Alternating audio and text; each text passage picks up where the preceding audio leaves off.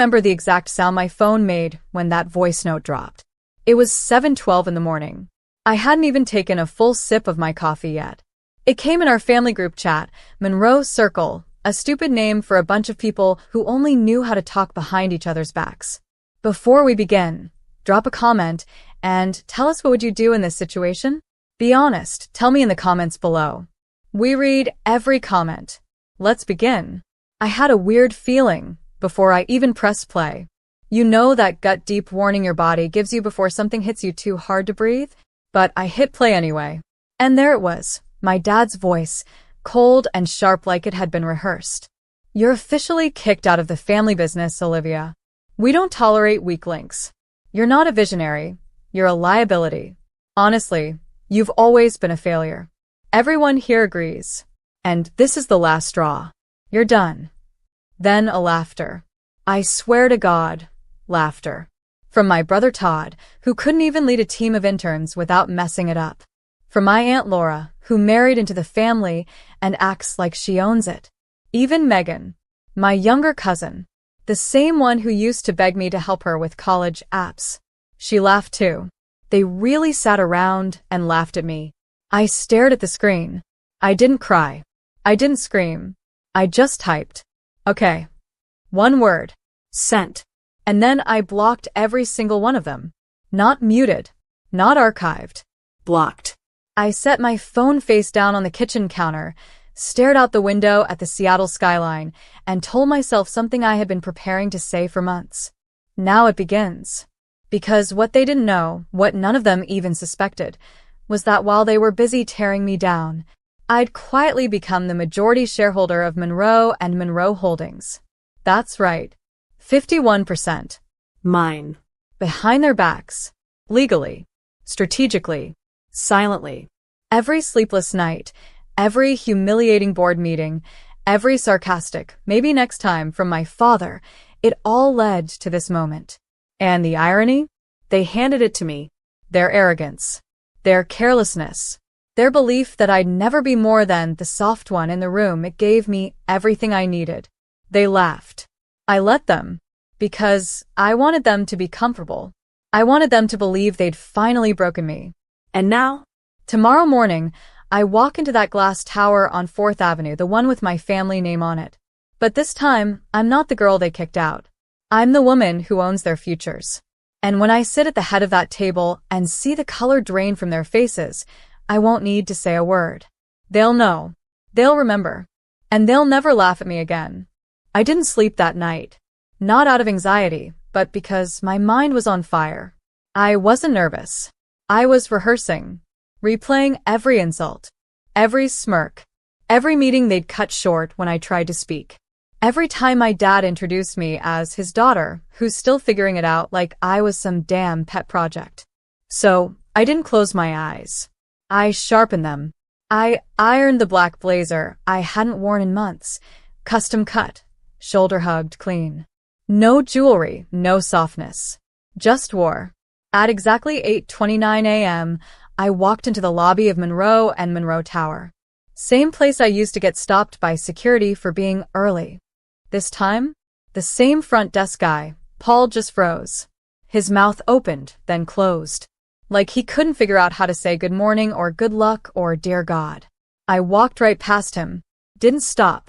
Didn't slow down. Took the elevator up to the 48th floor, past the fake smiles of the assistants who were too stunned to speak.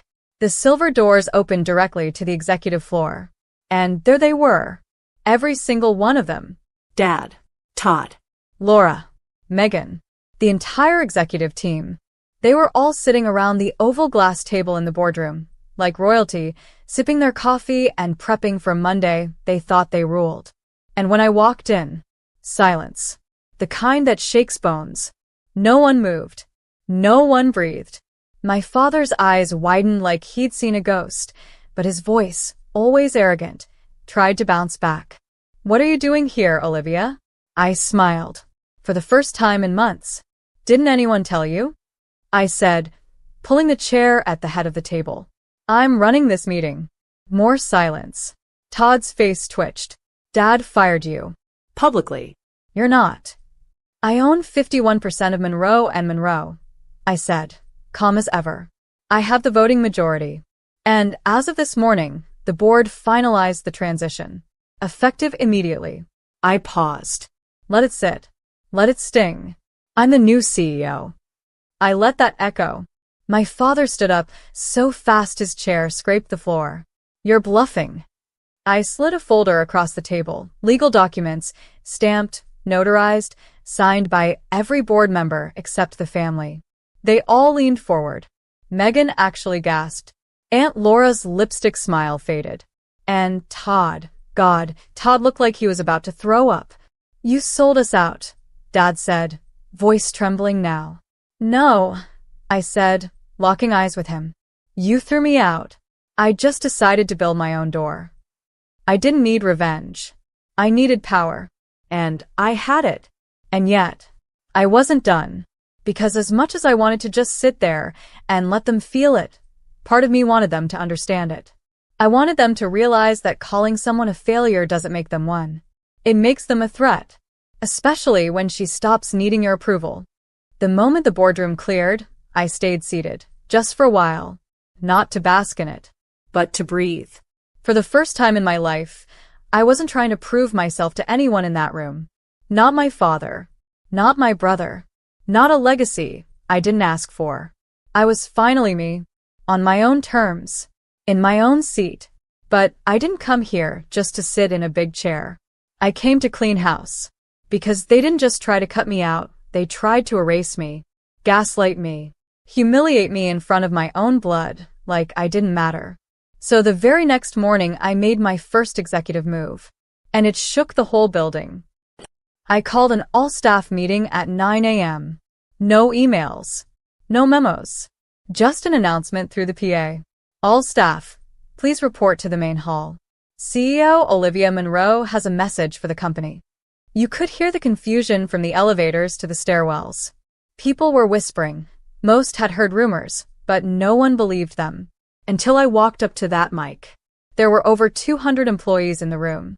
Assistants, designers, analysts, engineers, people who'd been ignored by leadership for years. I looked every single one of them in the eye and said, some of you have only ever known this company as a place that rewards fear, silence, and hierarchy. That ends today. They didn't know what to do with that. Then I continued. We're not just changing policies. We're changing culture. I've seen the quiet abuse, the exclusion, the power games.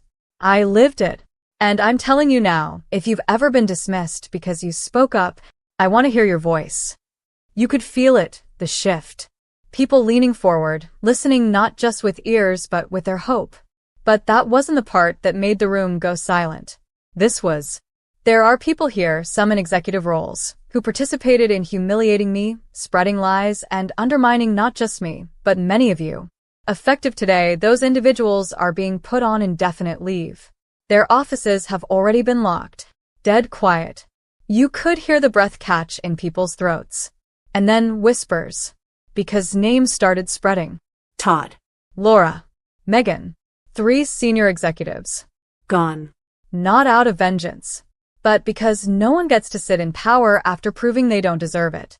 And then, before I stepped off the platform, I said something I hadn't planned. It came from a place so deep, I didn't even realize it was still in me. I used to think being born into this family gave me a seat at the table. But it didn't. I had to build my own table. And now that I have, every single one of you has a seat at it. If you've got ideas, dreams, talent, don't wait to be invited. Show up. Speak loud. And if they call you a failure for it, let them. I stepped down to stunned silence. And slowly, very slowly, people started clapping. Then standing. Then cheering. Not for me, but for the possibility that the rules had finally changed. And the people who used to run this place with whispers and threats? They watched it all from behind the glass of the executive hallway, silent. Pale. Defeated. And I hadn't even really started yet. That night, I didn't go home. Not because I couldn't, I just didn't want to step away from the moment I'd spent years crawling toward. I stayed late at the office. Sat in the glass-walled CEO suite, the one they never let me step into without permission. I stood barefoot in that office, lights out, watching the streetlights blur through the rain on the window. And I thought about him. My father, Martin Monroe, the man who taught me how to ride a bike, then told me I wasn't tough enough for business. The man who said he'd be proud if I made something of myself one day, then reminded me constantly that the company, wasn't my space to experiment. And now he was the one locked out of the system. His keycard had been disabled that morning. His nameplate removed from the executive council page. But he wasn't the kind of man to disappear quietly. So when I walked into the office early the next morning, just after 6 a.m., I wasn't surprised to see his black BMW already in the garage. He was waiting for me. In the old conference room, the one with the walnut table and the paintings of our great-grandfather lining the wall. I walked in and didn't say a word. He was standing, hands clasped behind his back, jaw locked like he was holding in rage. "This is my company," he said, his voice sharp and guttural. "You stole it." I closed the door behind me. Calm. Still. "I bought it," I said. "Legally. Strategically. Quietly. The same way you taught me." He flinched just slightly, but I saw it. "You humiliated your own blood." I actually laughed quietly. "You sent a voice note to the entire family, calling me a failure. And they all laughed with you." You didn't just humiliate me, Dad. "You declared war." "I just made sure I didn't lose." He walked around the table slowly, the way he always did when he was trying to intimidate someone. "It used to work when I was younger, when I still needed his approval. But not anymore. You think you've won because you have the title?" he said. "You have no idea what it means to lead this company. You're a child with power. Nothing more." I stared at him for a long second, then stepped closer. "No, I'm not a child. I'm the woman you underestimated. The one you pushed out when I started asking questions you didn't like. The one you taught to keep quiet in rooms filled with men who thought I didn't belong. The one who watched you call people family while you broke them for profit. This company was built on my back," he said. "No," I whispered, stepping right up to him. "It was built on your ego." He didn't respond. And that silence? It was the loudest sound I'd ever heard from him. I placed a sealed envelope on the table between us. Inside is a retirement package. Generous. With full honor and reputation preserved. "I'm giving you the out you never gave me. Take it, or challenge it publicly, and lose the respect you have left." His eyes burned into mine, but I saw it. The flicker of something beneath the anger. Not regret. Not guilt. Fear. Because he finally realized I wasn't bluffing. I wasn't cracking. I wasn't his little girl anymore. I was the storm he created. I turned to walk away, but then paused at the door. "You told me I was a failure in front of our whole family." And I said, "Okay." "But you never asked why I didn't argue back." He didn't move. "It's because I didn't need to. I knew I'd speak louder with actions than you ever could with words." Then I walked out, left him standing there, defeated in the very room where he once held court like a king. And as I walked past the early arrivals down the hall, people stood straighter. They smiled, not out of fear, but because they could feel that something real had shifted. And for the first time in a long, long time, I did too. It's strange how quickly things can change. One day, they label you a failure. The next, they don't know how to look you in the eyes.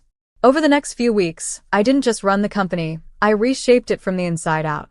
I held one-on-one meetings with employees who had never even seen the top floor. I went to the IT department in the basement and asked them, personally, what they needed to do their jobs better. I met the janitorial team and thanked them for the late nights they worked without ever being acknowledged. And you know what?